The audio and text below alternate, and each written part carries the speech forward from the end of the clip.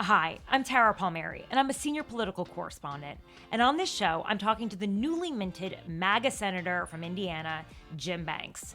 There's not a lot of distance between Senator Banks and President Donald Trump, but he is in a tough spot because Indiana is a huge manufacturing and agriculture state, and it's likely to be one of the top states impacted by Trump's tariffs. Farmers and manufacturers, they were able to survive Trump's first round of tariffs during his first term, thanks to government subsidies like the ones from USDA, which gives out grants to farmers. But what if they end up on the DOGE chopping block? DOGE has already been sniffing around USDA and had to frantically rehire bird flu experts after they haphazardly fired them in the middle of the H5 bird flu crisis. We talk about how Elon Musk's popularity is dropping as more and more people learn exactly about what DOGE is up to, while Trump's remains high. Is Elon Musk a shield or a fall guy for President Trump? And is this new senator worried about how the tariffs and cuts to government spending will impact Indiana? Senator Banks, thank you so much for joining the show. You Good to be have with you. been, thanks. You've been on the job for about a month now. You are the newest, I would say, MAGA senator, and I think there are a lot of questions about you. Just because you came from the Republican Study Committee where you were chairman. You're very conservative. You come from Indiana, and I expect there's not a lot of daylight between you and the president. You announced in a tweet that you were going to run for office. He endorsed you right away, and it was pretty much like in the bag. Everyone was like, okay, Senator Jim Banks while you were congressman. I'm sure you were like one of the few candidates at the National Republican Senatorial Committee wasn't worried about. Things are just happening so quickly, and there are a lot of things that Donald Trump has suggested that he didn't talk about on the campaign trail. So I was thinking we could play a little game like yay or nay, whether you agree with everything that has come out in the past month. Military force to take over Greenland. It Yay makes or a lot of nay? sense to me. I mean, strategically, Greenland is positioned in a place in the world that makes a lot of sense for us to continue military efforts out of. And if there was a way Okay. to take over Greenland, I'd be all for it. Okay. So I'll take that as a yay. Ending birthright citizenship. Absolutely. And President Trump talked Okay. about that for years, and many of us have echoed that. Hoosiers support that, fully support it. H-1B visas. Well, I think they play an important role, but we should probably dial them back. They're abused, and probably something big in the upcoming farm bill that we should be debating about the extent of them, how many of them we issue, and probably more of a tailor them more to address the needs of the American economy and our workers. Occupying Gaza to reconstruct it. President Trump supported peace in the Middle East. I mean, what he did in the first term was historic. He never got a lot of credit for it. I don't know where all of this leads in this conversation, but if President Trump can use that position to negotiate another peace deal, I'm all for where I don't know where he's going with it, but I'm for it if it brings peace to the Middle East and supports Israel, which is where I think President Trump's going with that. Trying to make IVF more affordable through executive order. The Republican Party fully supports IVF, and I do too. So I know so many families who have used IVF, and if we can find ways to make it more affordable, I'm fully supportive. Okay. Allowing Elon Musk with all of his conflicts of interest, having contracts with NASA and the FAA and et cetera, to go through the government and tear it apart. I'm all for it. I love watching it. I mean, he's the most successful, richest man in the world. If the Walter Isaacson biography about Elon a year ago, to understand what he's doing with Doge and why he's so effective already at it, where this is all going, you got to read it. I mean, that biography sums him up in a way that makes me But he excited says about what he he's doing. believes you have to break things to rebuild them in a way that they can't be broken away. Do I you think think that Hoosiers government want, needs to be yes, break the government, break the bureaucracy. When we talk about draining the swamp, that's what this leads to: waste, fraud, and abuse all through the federal government. He's identifying it and giving Congress instructions on what to do how we can legislate more efficient government moving forward. I'm but really excited about it. what about the conflicts though? I mean, he rents space from NASA for $1 a year. Like, he's got interest too. He's also very successful. I mean, what he brings to the table, that sheer force and attitude that he used to build um, uh, Tesla and SpaceX and other companies that he's been involved in. I mean, I think he brings skills to the table that we've never seen before. That America needs to usher us into this new generation, this new golden age. So I don't see the conflicts of interest. Um, You happy don't, to even though he no, has I contracts with the government. well, I mean, lots of President Trump's nominees, lots of Democrat presidents' nominees have had dealings with the government. I don't think that Yeah, but means they that have there's to recuse inherently themselves usually, I don't think there's and an they go through inherent conflict confirmation. of I haven't seen an inherent conflict of interest with Elon Musk in anything that he's been involved in and fully champion what he's trying to do. I would say a lot of the SpaceX stuff, there's a lot of conflict there just because of and Tesla and, um, especially the fact that he has all the I think having contracts with the government is an inherent conflict of interest when you try and do that, but firing the inspector generals, what did you make of that? Yay or nay? After watching what happened in the first term and inspector generals that who treated their role as a political role, I think in many cases those inspector generals can be replaced with someone who's truly more independent. So he fired those inspector generals a few weeks ago. I mean, tomorrow is the 1 month mark of the Trump presidency in the second term. Lots happened in 1 month, but it hasn't been disruptive, and I think you can replace those inspector generals quickly with someone who with individuals who are more independent minded and will treat those roles not as a partisan political role, but as truly what an inspector general is supposed to be. How can they be independent though if you pick them? They've been picked by former presidents, and they've been put in those roles by former administrations. So to think that to equate one to the other, I think that's unfair. But those there needs to be a lot more thought put into who those individuals are, their background, and you talk about conflicts of interest and political views. I mean, they should be totally independent. Like I said, you've been in the job for a month. You've got to be thinking about your constituents in Indiana. A lot of your exports are agriculture, right? You got Subaru in your backyard, automobiles. They're about to be tariffed on automobiles, 25% starting April 2nd, according to Donald Trump, what he said last night. The president said that, plus steel and aluminum tariffs. Um, you know, China imports a lot of soy from our country and they're about to be hit with tariffs as well. Economists have said that Indiana is one of the top 3 states to be impacted by tariffs, especially the steel ones. Are you concerned about that? Well, we saw this in the first term. That we saw tariffs in the first term. We saw that they were effective. I mean, manufacturing jobs grew on President Trump's watch in the first term. Indiana is the top manufacturing state in the country, so we've benefited from it. And I think Hoosiers overwhelmingly voted for Donald Trump, expecting him to utilize tariffs and putting American workers first. And the end result of that, while there might be some short-term pain, the longer-term gain for American workers and higher wages and better jobs, more manufacturing jobs coming back to the U.S.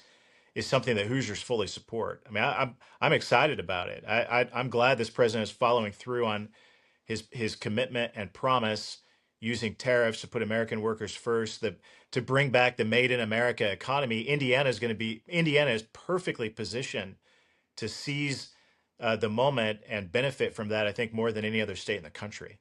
So who's going to buy the soy? Well, I'm not sure that China buys enough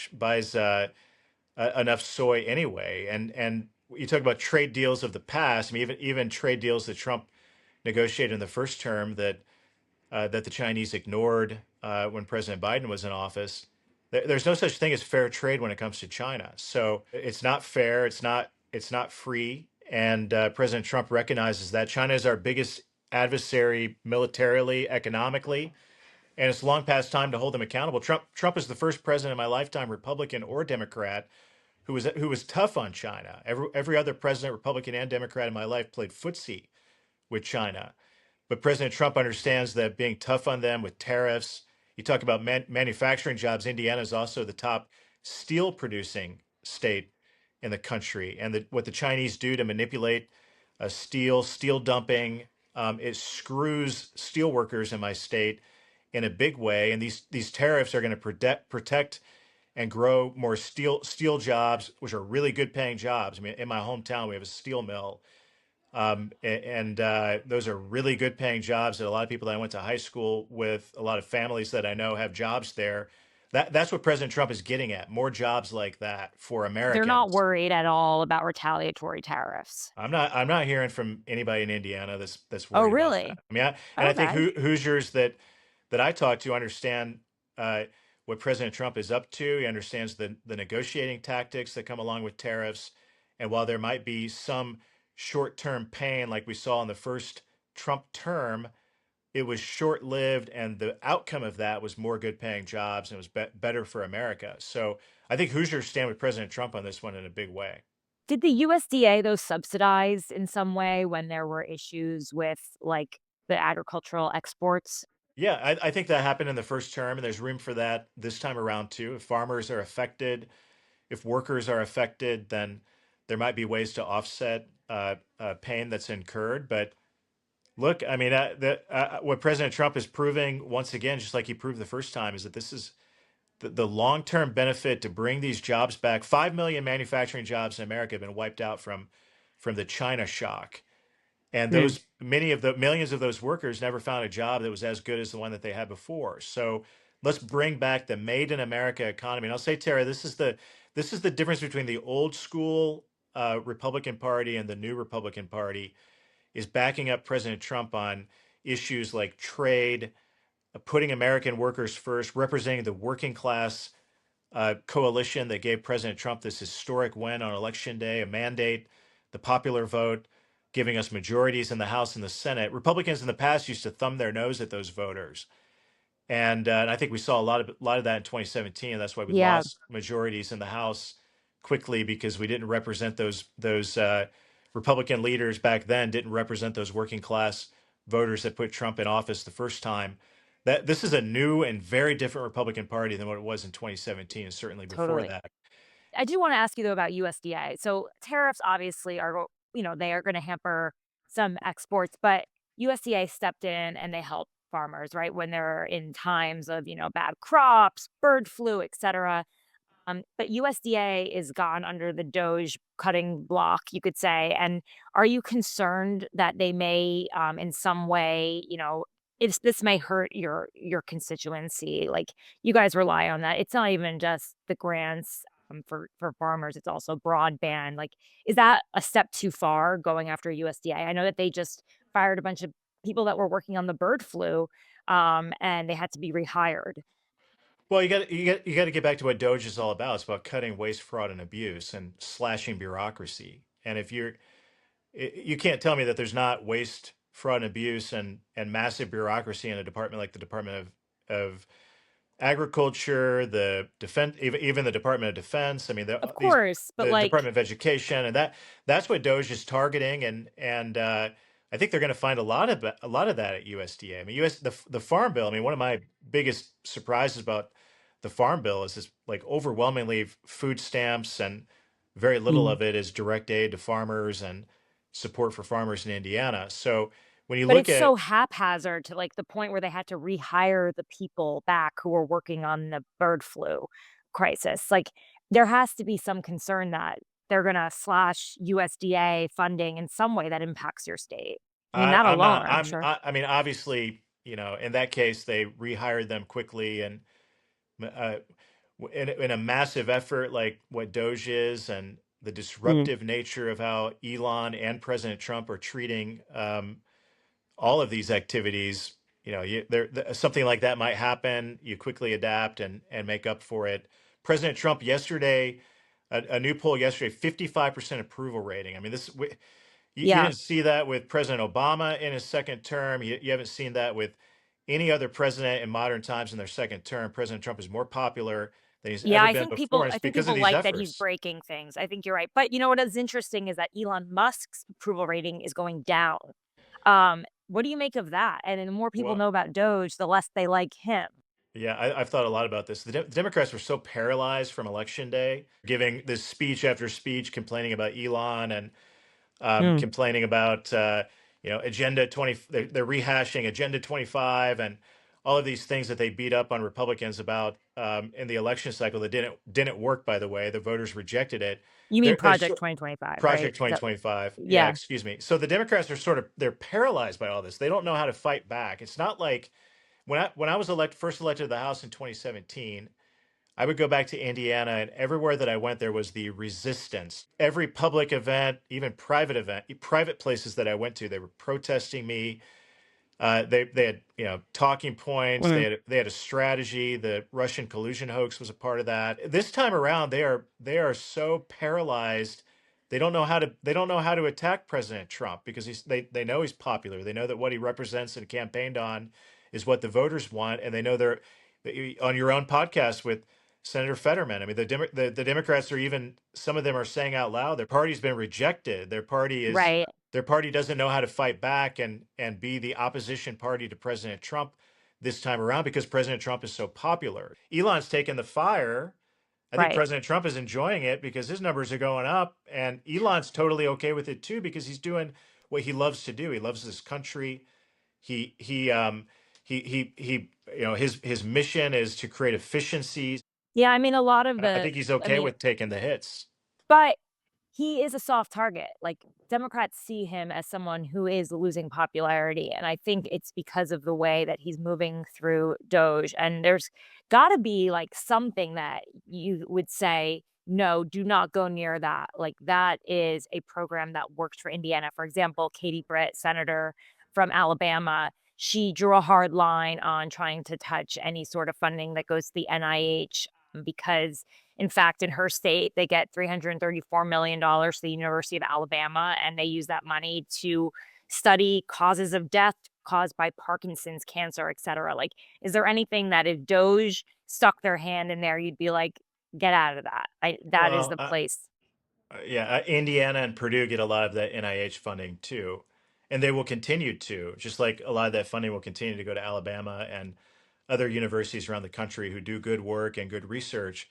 But there's still a lot of waste. I mean, there are still ridiculous programs that NIH spends money on that DOGE and Elon and Republicans are pointing out that we should take a strong look at. And that's why I support this effort. I think that's why the American people support it. President Trump's popularity and numbers keep going up in spite of you Then talk why about are Elon's Elon going taking the down, though? Why are Elon's going down? well, I mean, I don't, I'm not a pollster. I'm not sure that I can speak to that, but Mm, he's disrupting the system. The Democrats yeah. hate it, obviously. They're attacking him on the floor. The mainstream media is very focused on attacking Elon for it. So I think that's probably inevitable. But I guess my point is he doesn't care. He has He's to not walk running back for a lot of the office. things he does, though. That's the one thing I will say. Like, people essentially elect you for your governance, right? And if they feel like there's too much chaos, they're gonna elect somebody else. Like, Joe Biden was not anyone's first pick to be president, right? But there was a sense that there was chaos during COVID, and so they chose him because they thought he would be a steadier hand.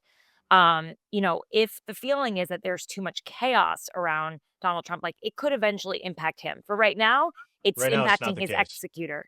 Yeah, right now it's impacting Elon Musk, but it could eventually impact him. Well, or it could be the opposite. I learned this lesson in state government in Indiana, and you study leaders um, in different eras in our current era who are disruptors who um, touch issues that might not be popular at the moment, but at the end of the day, President Trump is doing exactly what the voters expected him to do. He's doing exactly what he campaigned on doing, and his numbers are going up for it. So Mm. I have a sense that for 4 years, we're going to see a very effective presidency, and the early disruptions of DOGE and what it's doing to slash bureaucracy and identify waste, fraud, and abuse is going to set President Trump up for the next 4 years as well. That's it for the first part of this interview. Stay tuned for part 2, where Senator Banks and I talk about the MAGA movement, his anti-DEI crusade, and why he wants to make sure individuals aren't forgotten in these Trump tax cuts, that it's not just about corporations and billionaires. Subscribe below to be the first to know when that video drops.